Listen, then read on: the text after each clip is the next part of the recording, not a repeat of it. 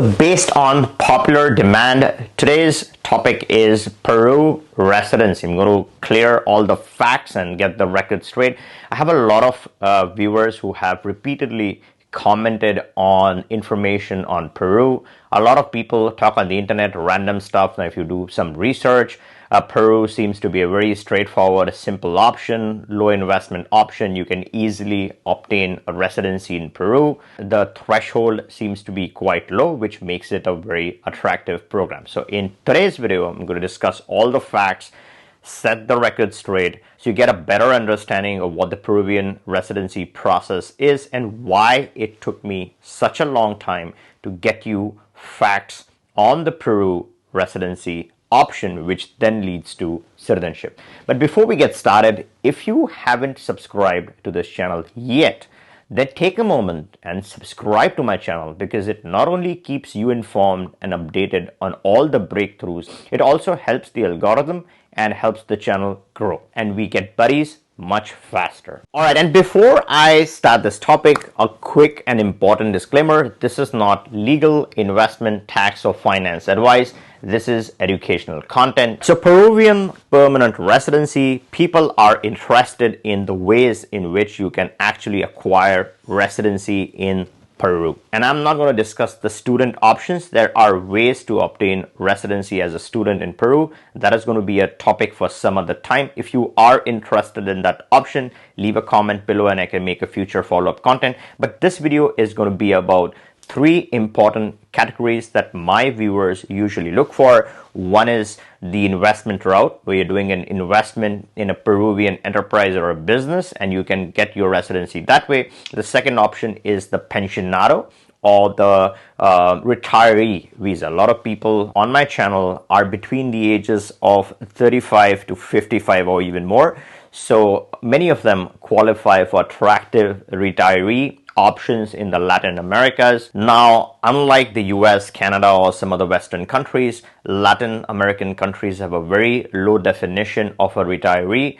It doesn't have to be age-based. It can be passive income-based. So it doesn't matter how old you are. Obviously, you got to be over a certain threshold. But beyond that, it's all about having pension or retirement income, the ways in which you can structure annuities, which is a very attractive way where you can work on some of these options. Well, let me jump right into it. The first category is the investor visa. Now, if you read through all the material on the internet, which isn't enough anyways, but there's a lot of stuff that talks about how easy the Peruvian option is. You invest 25 or 30K in a Peruvian business, meaning you can either put that money in an existing business or you can start your own business and then put that money into that business, and easily you get access to the Peruvian residency visa. You maintain the residency for just some time and then you get citizenship. Well, it's not that easy at all. The ground reality is very different. It took me a great deal of time, not only doing research online, but also exploring my contacts on the ground to find the ground level reality, so you get authentic and genuine information based on real facts.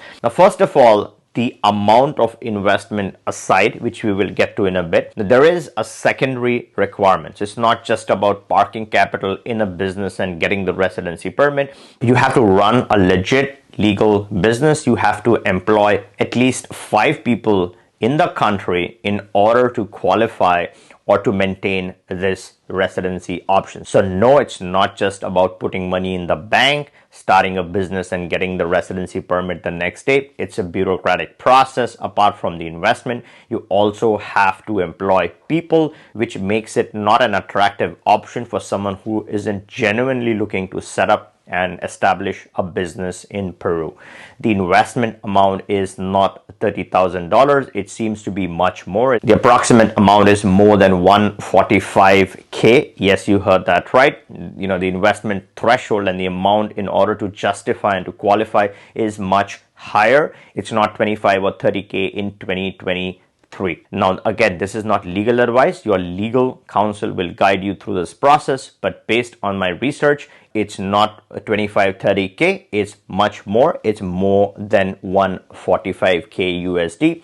That's only the first part. That is just scratching the surface. You're just depositing that to get started. Apart from that, then you have to define your structure. You need to have real operations. You need to hire those 5 people in order to then qualify and or maintain the Peruvian investor visa. It's a time-consuming bureaucratic process. If you're looking for something in 2 weeks, 3 weeks, 4 weeks, 30 days, 40 days, no, it's not that kind of a process. It is a time-consuming process, and that is the reason why not a lot of people actually have a Peruvian investor visa. It is a very time-consuming process. So only if you were genuinely in love with the country, you want to reside there, you want to start your business specifically in Peru for some specific reason, then this might be an option for you, but not for a quick residency, or definitely not for a back pocket residency. The second option is the pensionado or the rentista. Now in this, you need to have a rental income, right? This cannot be active salary income. This has to be a rental income. It has to be at least $1,000 US. If you have $1,000 US or more, then you can apply for a passive option, which is the rentista option. The other way is if you're retired, then you are earning, you're getting a pension. Let's say you're getting a pension of at least $1,000. If you have annuities, that's getting you a passive income of $1,000, then you can qualify for a Peruvian visa. The time to permanent residency is 3 years. You got to live in the country, pay taxes and everything for 3 years, then you get the permanent residency. But if you're looking for citizenship, that works much faster. In 2 years, you can apply for your citizenship. You have to be a tax resident. Peru is not a very tax-friendly country. You have to pay the regular taxes. You have to have the tax burden. You got to live there physically for most of the time. At least the bare minimum in order to qualify, you got to live there 6 months in a year. So you're talking about 183 days or more in year 1, 183 days or more in year 2, and then after 2 years, you can then apply for your Peruvian citizenship. Now the Peruvian citizenship, right? So once you qualify, you apply, you satisfy the requirements, you get all your paperwork together, and that whole process, right, will take some time. And then after you apply, then your citizenship will go into process. Again, Latin American countries are quick to give you citizenships, but the processing time also needs to be taken into account. So you're looking at some processing time towards the end in becoming a citizen. So I hope this clarifies all your doubts on the Peruvian residency option. Now, if you're looking to get started with your residency, which is much more easier, much more quicker, if you're looking for tips, tricks, and strategies in getting started, hit that link in the description, book a call with us. We can discuss and strategize your plan for 2023 and get you started with the option of your choice. Before I let you go, make sure you check this video. This is about the Tate speech. It has some valuable, interesting analysis on this topic. All right, catch you in this one.